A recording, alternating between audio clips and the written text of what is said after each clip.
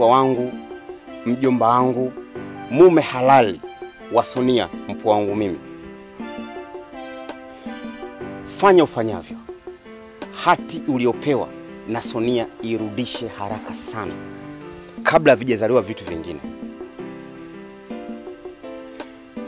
Tutu, inashangaza sana mwanaume rijali kama wewe, gentleman. Mwanaume ambaye mimi nimetoa ridhaa uishi na mpwa wangu Sonia, umtumie utakavyo. Unakubali kupewa kitu na unakipokea na mwanamke. Sasa hili mimi linanipa mashaka sana. Na katika mashaka yangu nataka nikuulize jambo na usijeona nimekukosea. Sisi wanaume katika makuzi yetu huwa tunapataga suna katika maandalizi ya ukubwa wa mwanaume. Hili linaeleweka. Lakini katika hizi suna zipo maeneo mawili ambazo wengi sisi wanaume wote tunazipata.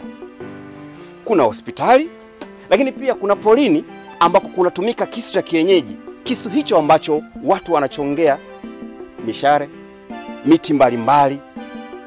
Vitu vingi vinatumika kupitia hicho kisu.